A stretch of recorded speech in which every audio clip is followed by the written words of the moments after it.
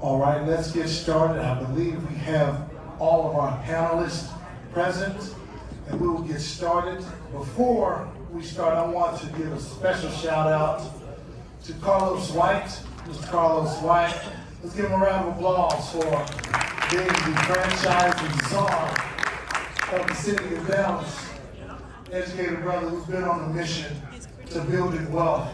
I met Carlos several years ago in my engagement at the Dallas Black Chamber of Commerce, and I can attest that this is something that he's been consistent on in terms of building wealth, not only in the African American community, which I'm intimately involved with, but also just in building systems in a capitalistic market, how you can be a voice. So thank you for using your talents for advocating for that cause.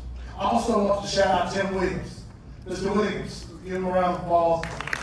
You're an international franchising person in your Dallas site, so I just have to make sure I recognize all of the power that's in this room. This session is more of a conversation. I know it's 3:25. You all have been here all day. We thank you. The staff, faculty members here at the University of North Texas at Dallas, thank you. But we want to make sure we maximize all of our time. So therefore, I want us to have candid conversations as this Franchise Week is intended for networking, education, and empowerment. My name is Matt Houston. I am a professor here. I serve as lecturer, teaching entrepreneurship, leadership, operational management, a couple of other courses. But I'm also really involved in building community programs for entrepreneurs to build their capacities.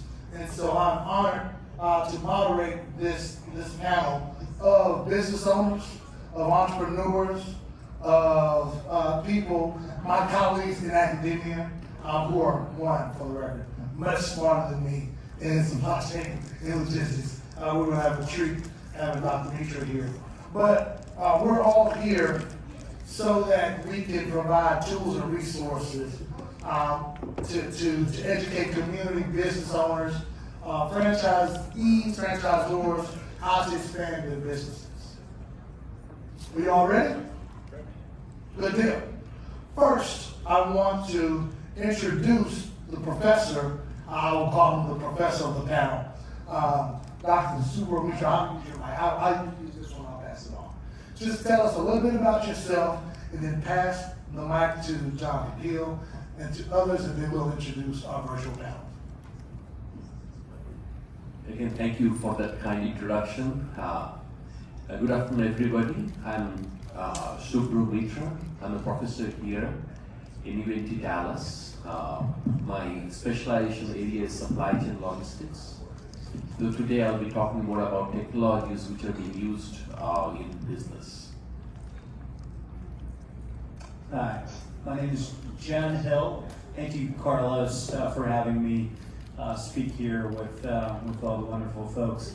I'm the co-founder of Morrow Hill. We are a national real estate provider to the franchise sector, and we also have two tools on our tech stack that are proprietary to us in the way of managing the real estate process more efficiently, and we also own a data analytics company as well. So happy to be here and speak on my favorite subject, real estate.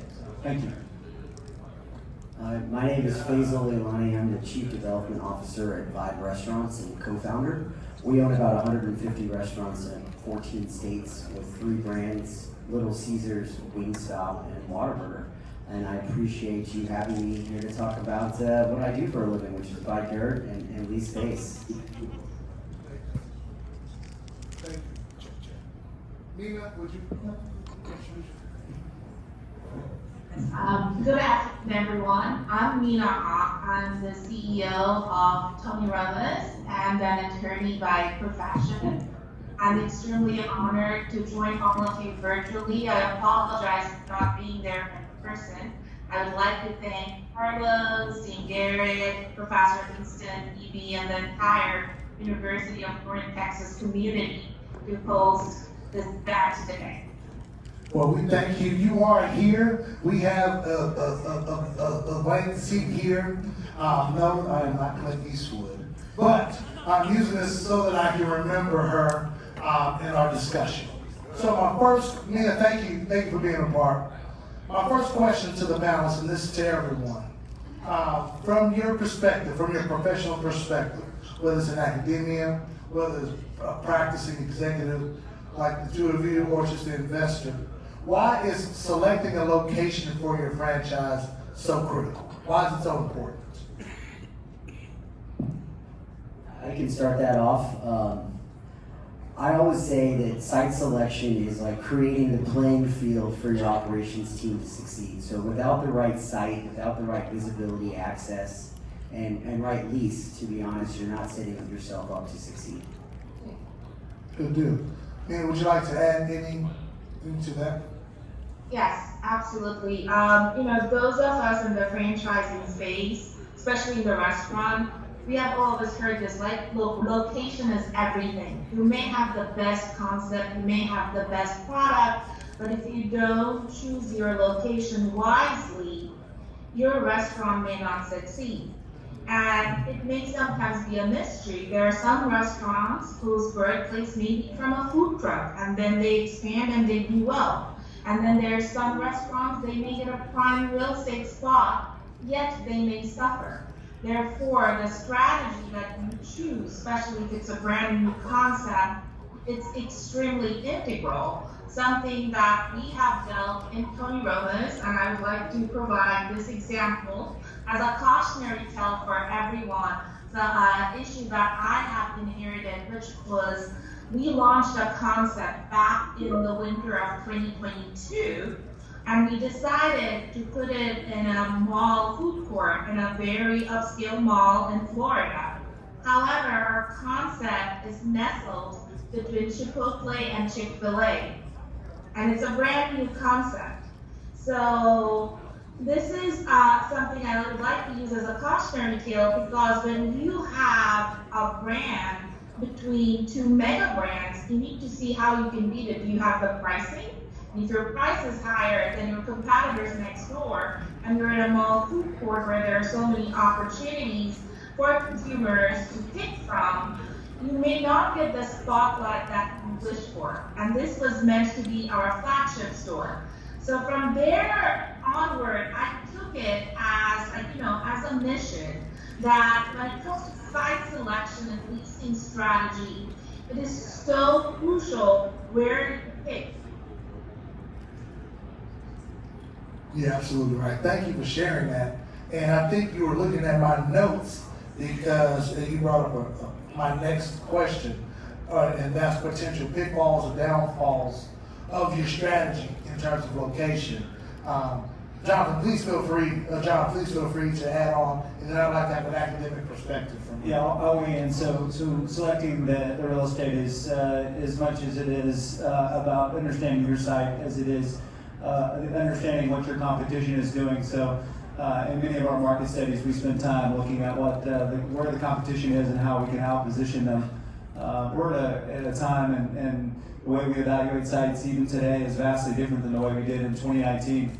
We have a lot of information at our fingertips and spend a lot of time looking at our competition, understanding their metrics, and it's certainly a game of chess to outposition them. So I think it's kind of a two-part, not just understanding your site, but understanding the characteristics of the market conditions as well as where your competition is. Thank you.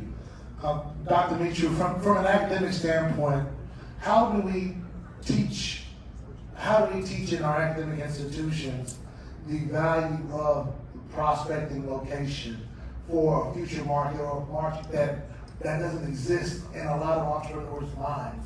But you need to have a plan in order to have a capital deck or to have a business plan in order to move forward. How do we instruct our future leaders to do that? So Professor Houston, if I have to answer your question, probably I'll take a more generalistic view of it. So one of the panelists over here talked about the food industry. One has talked about the retail industry. But maybe my perspective would be more in general.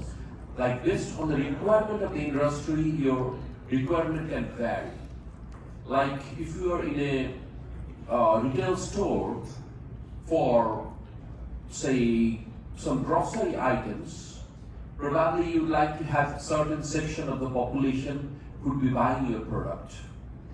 If you're in consumer durables, maybe you'd have a different set of audiences. If you're in upscale clothes items, so you'll probably have a different set of items, different set of clienteles again. So based on your requirement, you can set certain criteria based on which you can identify your location. So again, in my operations management class, we provide certain weightage to each of those criteria based on your requirements. You sum all those criteria with the specific location parameters, sum that up, and then try to relate or try to compare the different options which you have in your for the particular scenario. So again, we mostly use tools like geographic information system to gather data, to assimilate data, to aggregate data, and finally to come up with some results. Thank you for sharing that. And as a member of a group that's provided that economic impact for whether it's a real estate development or a concept that can impact the community, you need certain data to be able to forecast and project effectively. From an investor or from an ownership standpoint, how do these marketing tools, how do these social impact tools affect creating locations for your particular franchise or business? Yeah, like you said, data is everything now. What we did in the early 2000s was very static information on demographics. We used to even measure ceiling tiles at Super Walmart to see how much pizza they sold, because if someone had a theory, if Super Walmart sold this much frozen pizza, a Little Caesars would be successful in this market. So there's all these old tales of what made real estate and franchising successful, but it all comes down to data, and now we have everything here. We know where you're working, where you came to from work, how long you stayed in that shopping center, and when you went after. So it's just aggregating all this metadata now and creating optimal pins based on your concept of how to successfully cover and fully penetrate a DMA or market. And that's the challenge. There's just so much information. There's just so much information And now it's available. what do you do? That could be a rabbit hole. What do you do with that data where you can almost talk yourself out of a site? And I think that's the challenge we're facing now with all the different platforms. Placer EI, eSite's another one, Sitewise. There's so many out there that are much more accessible than they were 10 years ago with very expensive tech. And now you can sign up with a Google domain now and get access to cell phone data on the whole country. I can rank and stack every McDonald's that I want in the great state of Texas in seconds. So it's just come a long way. Well, and please feel free to add, to contribute to this conversation. But I think it's definitely fascinating, the evolution of technology the last 20 years and how that's impacted decisions made by entrepreneurs and small businesses. How has AI, and again, please join, this is actually to you, no pressure, as we discuss AI in the restaurant industry. How does tools like generative AI provide those types of analysis for locating your franchise or providing some sort of value proposition for your business?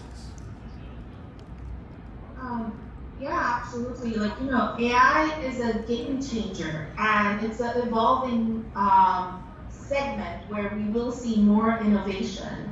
One of the things about AI, which I find it very useful, back in the days, a lot of it was driven by, manual expertise. Now, because of AI, it at least allows my team members to get information at their fingertips and synthesize it.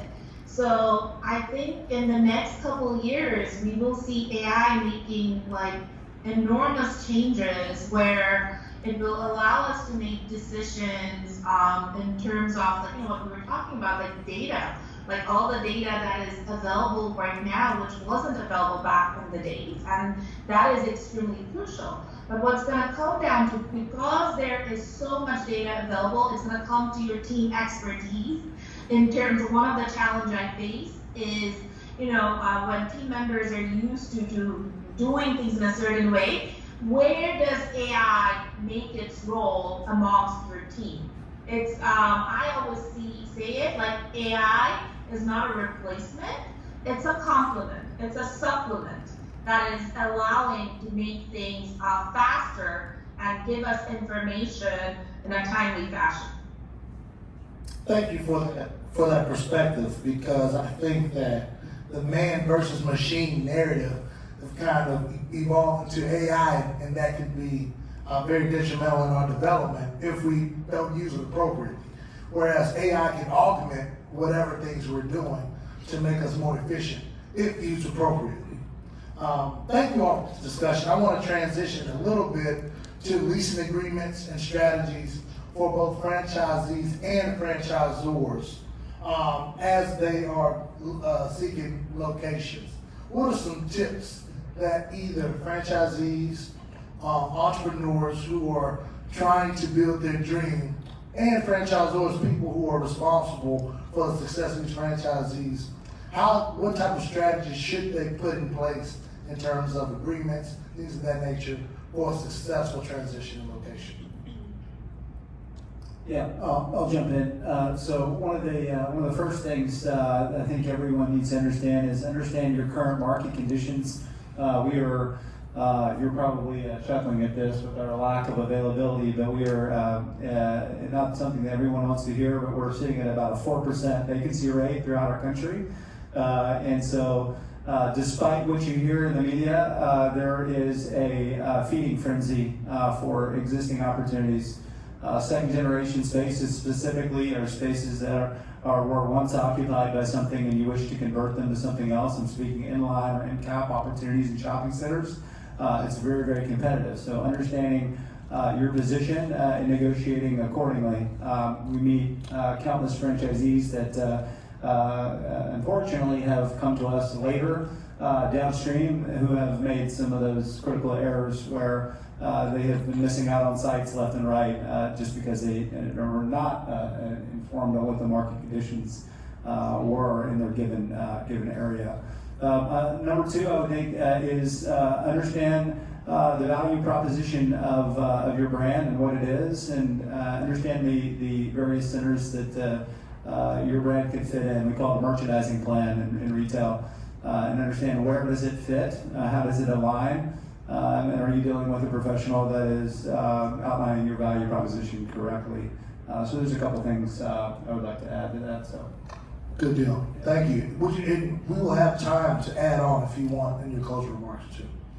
Yeah, from my perspective, to your point, the vacancy is at an all-time low, and new construction is not being built. Wingstop is the number one leaser of space under 2,500 square feet nationally. So if it's available, we're going to find it, inline, end cap, and it's how we're sourced where you're going to be. With the right broker, with the right lawyer, you need to identify where you want to be, not what's just available.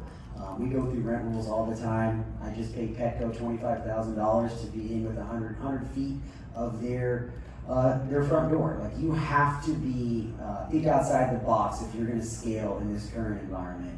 And it all comes down to your letter of intent. That's my first piece of advice, is have a strong letter of intent. Starbucks letter of intent is 45 pages long. So think about yours. That's how much you can iron out before you go to lease. But no, there's someone else knocking on the door for second-gen space between the optimal 12 to call it 1,800 square feet. So don't out-negotiate yourself out of a deal, but have a strong letter of intent and try to hash out everything you can and what the franchisor requirements, which is typically a lease writer, in there and signed. That's my first piece of advice on the LOI side. I wrote that down. Thank you very much. That's great knowledge. Nina? So I agree about the letter of intent, and this is something I see in my legal practice, especially, if tenants, if they would come, they would sign a letter of intent, and then they would come to an attorney to review the lease. So the first step is to actually involve an attorney when you sign the letter of intent, because if there's some business terms that are already agreed upon in the letter of intent, you don't leave much room for negotiation later on. Because later on what happens is it's mostly the legal language that you're trying to negotiate on. It has happened where, let's say, I'll give you an example, something I have seen. Construction deposit. Sometimes some tenants would sign a letter of intent that would have a construction deposit, and they would come later and say, oh, I don't want to pay the construction deposit, but the right time for that to negotiate was during the phase of letter of intent. The other thing that I have seen as a trend post-pandemic, some clauses which were basically boilerplate clause, like act of God, which in the legal world we call it force majeure.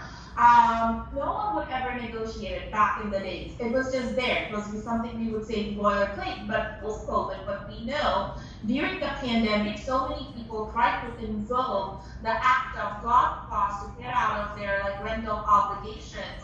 There's some landlords, not all, I have seen, where they just no longer give any type of act of God clause.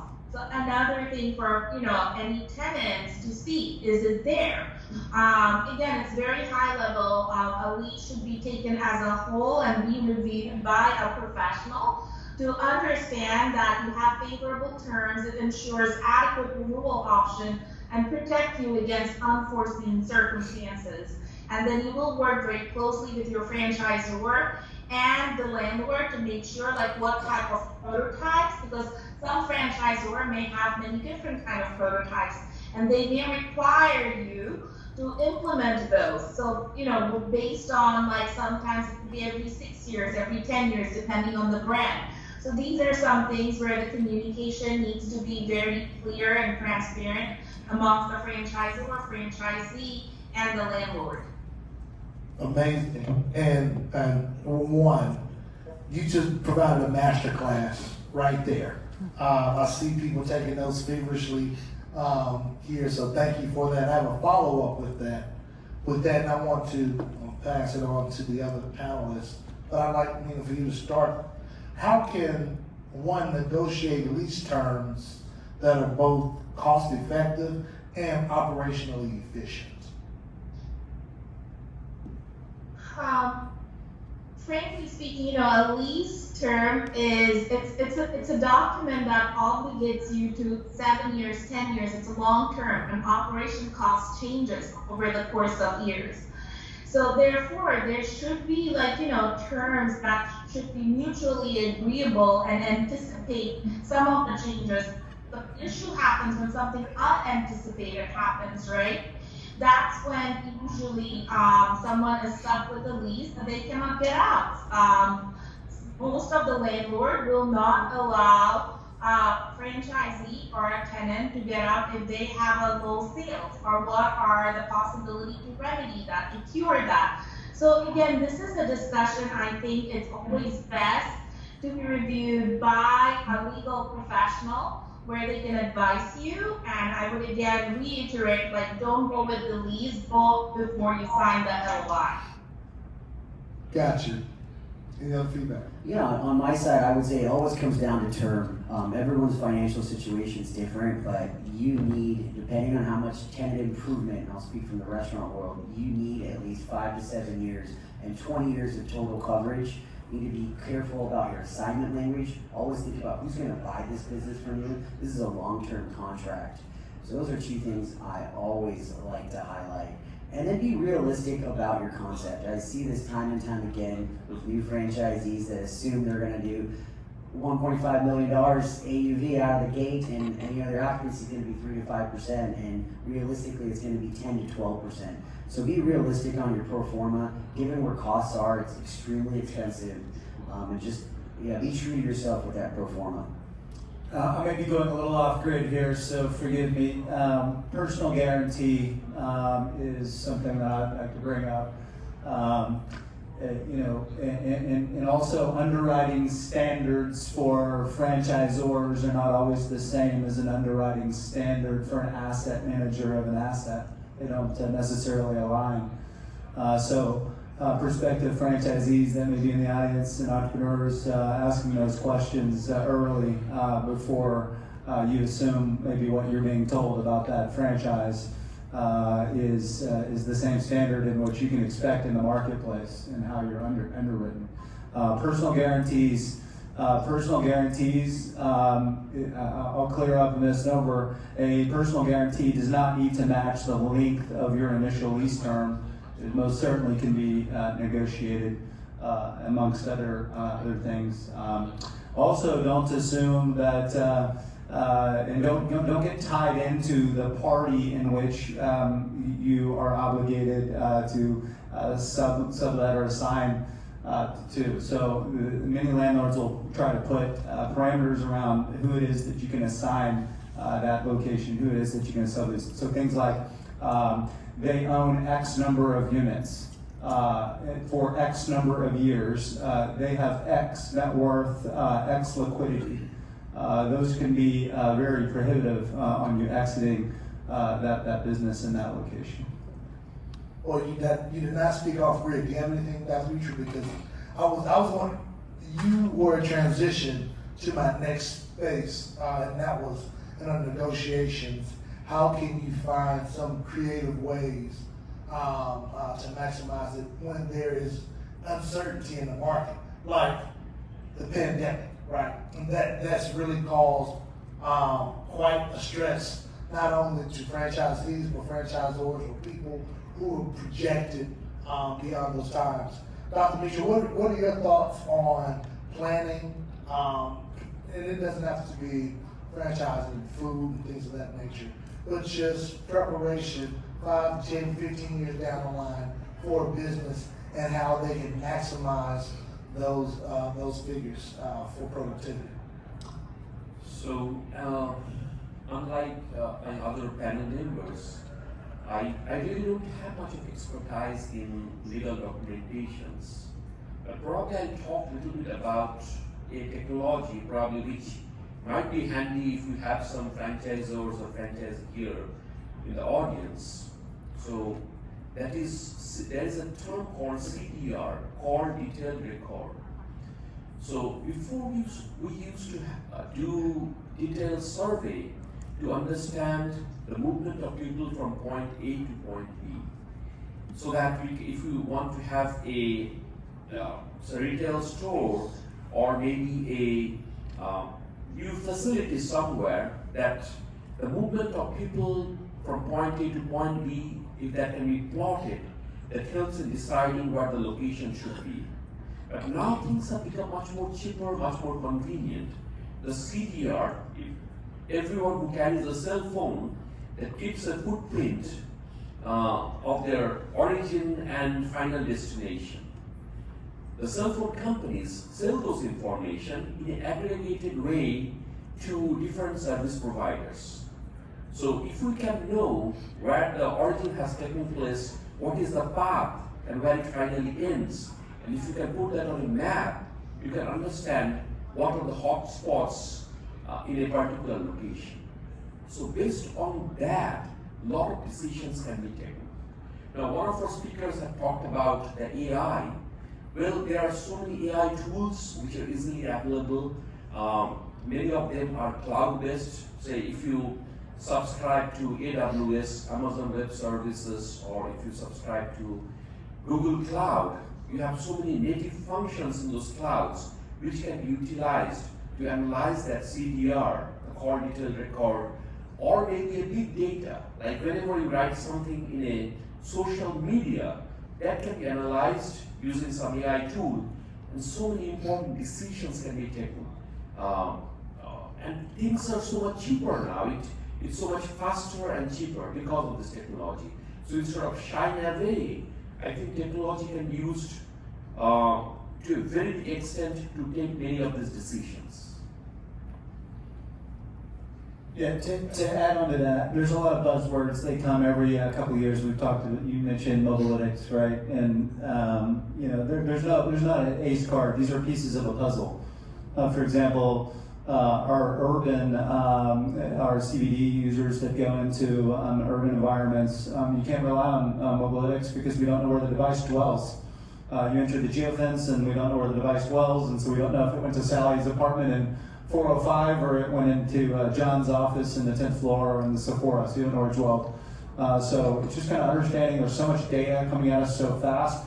I think, unfortunately, there's just not a lot of groups out there that are kind of guiding and slowing it down and saying, hey, here's how you weight the value of that information so you can make critical decisions. But we certainly have a lot of it, but kind of slowing it down and looking at it and saying, hey, how is this critical in my business? And if you're investing in a new brand and you're starting to shop franchise and maybe you're working with a franchise consultant, you kind of look at that and start asking questions like, does your brand have a customer segmentation schema? Are they using psychographics? Are they using demographics? What are they using to arrive at what they think a perfect location or perfect area is?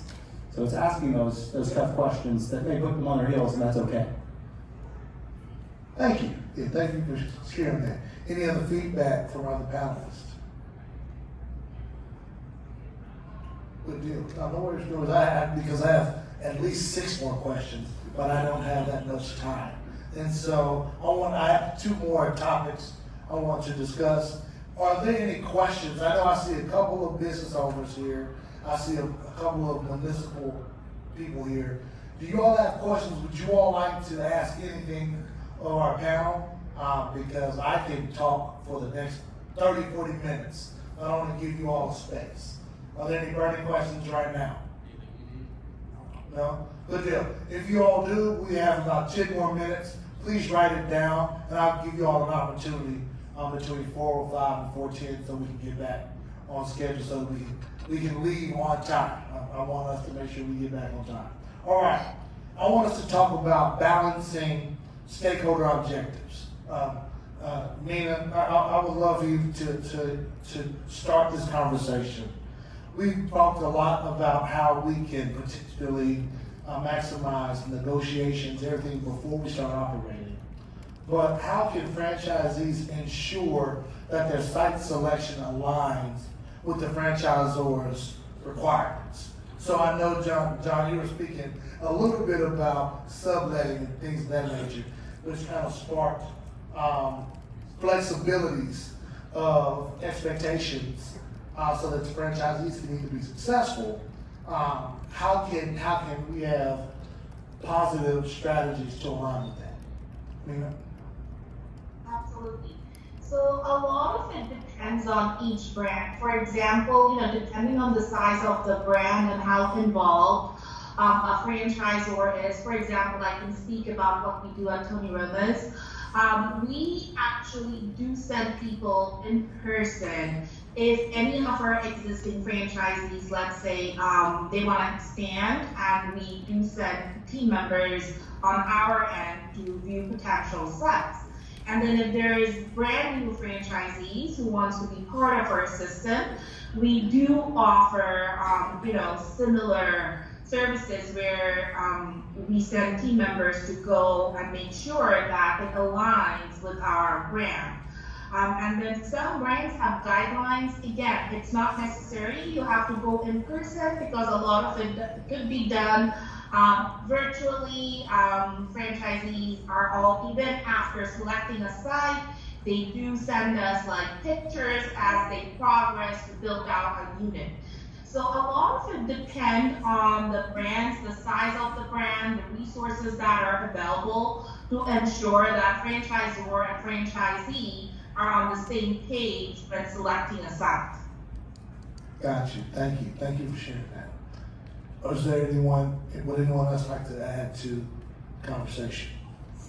I can start off as well. I think the franchisor-franchisee relationship needs to be in lockstep about table stakes of franchisee profitability. If you're not wanting to make the most money for your franchisees, I think you're going to be in the wrong business because their success is directly tied to yours. And I think the greatest brands understand that. As far as prototypes, which was discussed a little bit, I think when you go national or think from a national footprint, you need to be flexible. You gotta have a tool in your toolbox for every kind of situation. And if you're stuck in, again, speaking from the food service world, that I need an end cap drive through and it has to be 2,000 square feet, and this has to be my co-tenants, you will not grow or be successful in this environment. I'll give you an example. At Wingstop, we have what we call a Delco, which is no seating. We can do it. We're doing it in South Tulsa right now with as little as 900 square feet, where in Oklahoma City or Abilene, we're building 3,000 square feet. So if you can have that flexibility in your prototype and still be profitable, you're going to allow your franchisees to really grow faster and efficiently. That's really neat because you're allowing to personalize each experience, right, based on the market. Exactly. So yeah, that's good. Thank you. John? Yeah, I mean, I'll go back to, when you're investing in a franchise, you're buying into obviously what you think is a well-oiled machine in a playbook. So asking those questions about those tools and resources, and what that experience may be like. Of course, it's easy for me to say because I know the questions to ask, but I would encourage any prospective franchisee to understand what tools that they're going to have given to them and what the overall real estate strategy is, and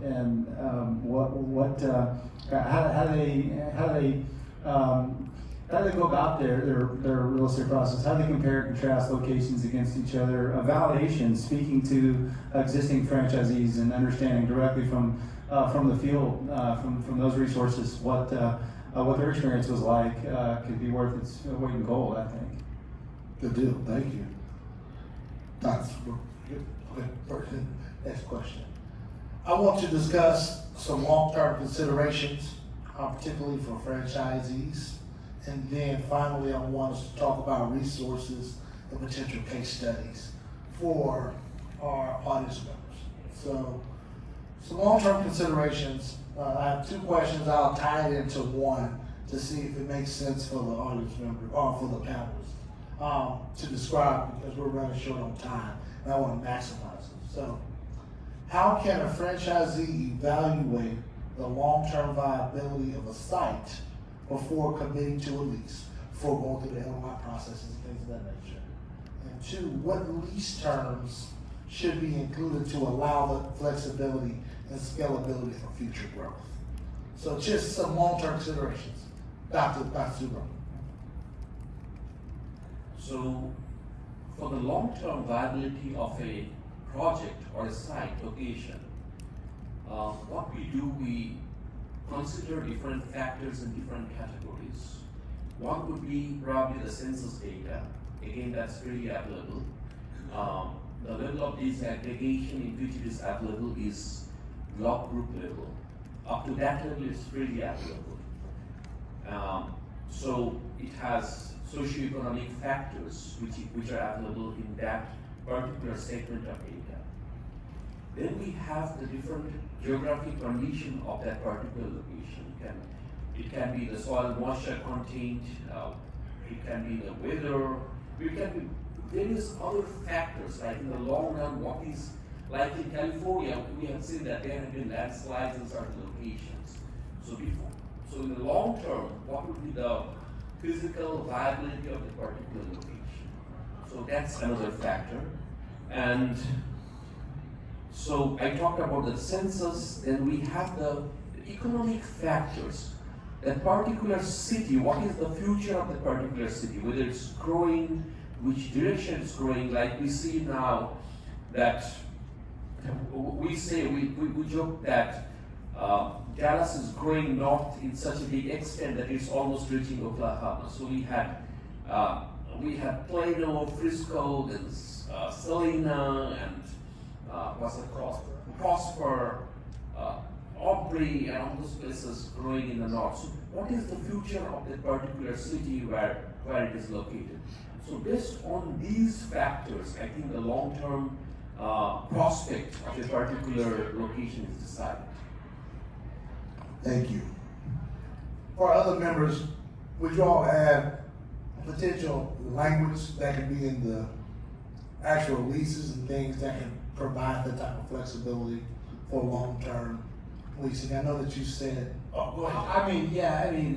It's a little tough in today's environment, but I mean, for years we've added, things like anchor continuity clauses that are tied to certain. That means an anchor being in a center, the center falling below a certain percent occupancy. There are concessions we've negotiated for tenants. We haven't done it a lot lately, given our vacancy rates, and landlords are feasting. Even the big box tenants where you see the Bye Babies and Bed Bath & Beyonds of the world, those are being gobbled up left and right. They're being split, they're being torn down for multifamily, and they're also being housed with a lot of pickleball. Lately. But no, I mean, there are things you can do in certain circumstances to address that. But most importantly is make sure that you have a lease that allows you to grow for the long term. That actually allows you a legal right to be there. So you can't have a 10-year initial lease and you start ramping up your business 4 or 5 years and you have now a liability of having to potentially move your business. So we look for your initial lease term, we look for total allowable amount of term. So those are 2 different things. Gotcha, thank you. Pickleball, the bane of my legs. There's so much pickleball. Speaking from a franchisor executive point of view, how can you all help franchisees with their long-term viability for y'all's concepts in their markets? Yeah, I can start that off. Again, if a larger franchisor is going to have predictive analysis, we talk about AI, these models are getting so sharp, they know within a varying degree of about 10% of your success and what you're going to do. So that is one. And then term, as we mentioned, your franchise agreements typically are going to be 10, maybe 20 years. So you got to make sure you have coverage to be there for the long term. And if you're not going to be there 10 years, I would relook at your concept, given costs. Gotcha, thank you. Last but certainly not least, yes ma'am. Any comments? I would like to piggyback on that, especially with AI and the data that is available to franchisor, how they can help franchisee is each market is different, but for example, you're talking about a new clause, it will be the break point of sales clause. Because typically, for a landlord tenant decide on that, but if franchisor have any available data, just to make sure it's a realistic break point of sale clause, that's somewhere a franchisor can support a franchisee. Thank you very much. Thanks, Vina. I would like to open up the audience for a question or two before we have closing statements. Are there any questions on the audience? Yes. Hold on. Let me walk to you because we need a microphone for our panelists that's virtual. Please state your name and your position as well. Good afternoon. Thank y'all. Antoine Long with the City of DeSoto Economic Development. In my past life, I worked for a company called Buxton, so I hear y'all talking about places very familiar. Curious about, since COVID, how has site selection shifted? I know you guys talk about different prototypes, but even in going in secondary and tertiary markets like your DeSoto, Duncanville, Cedar Hill, not necessarily your Plano, Frisco, Allen, but coming down south, how has site selection changed for you guys since COVID? Oh, wow, it's vastly changed. So we were met with COVID, we were met with supply chain, and we were met with tightening lender requirements on speculative builds. We were met with an increase in construction costs, and you start all of that up, and so $50 rents, are the new 40. And so through that, I mentioned there's just been a feeding frenzy for second generation opportunities. One thing that we've done, and not to self-promote our firm or anything in this room, I'm not here to do that, but one thing we did is we doubled down on our outreach to property managers.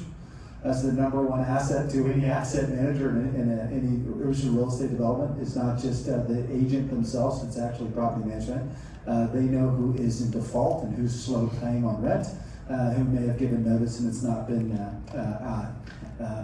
promoted to the third-party leasing market. So that's one thing that we've done to try to put our name in the hat first for our clients make sure that that we're entering the race properly for our clients. It's competitive. Sites could have 10, 12 LOIs on a location. If you take the same time in 2019, that answer would have been maybe 1 or 2. So it's been extremely competitive. So to answer your question, property management outreach, it's been we've increased our staff in professional harassment and creating beautiful brand decks and guides that present the value proposition of our brand, hosting on-camera presentations of our brands to those decision makers, and just being in their face and very aggressive, and that served us quite well. Thanks, John. Appreciate that. Yeah, from my perspective, we leverage hyper-regionalized brokers in every community that we operate in. So we do not have national brokers for what we do, and that seems to have worked for us because we want to be top of mind when a space is coming up, either new construction or second gen. They know that Vibe's going to jump on it and have an LOI within 7 days, a lease drafted within 75, and probably building permit in 90. So if they know that, and the city knows that, and people talk in these towns, they are going to come to you first if you perform. And then as far as tertiary markets, that's kind of been our secret sauce. And I think Chipotle is putting this out publicly now that they are doing higher volumes in the DeSotos than the cores of America. And we continue to leverage that and have for the last 19 years in business. And you'll be very shocked what a Paris, Texas location would do compared to Dallas. So the bright lights might be great, but you can do a lot of volume in East Texas down to West Texas in my eyes. Thank you. Mina?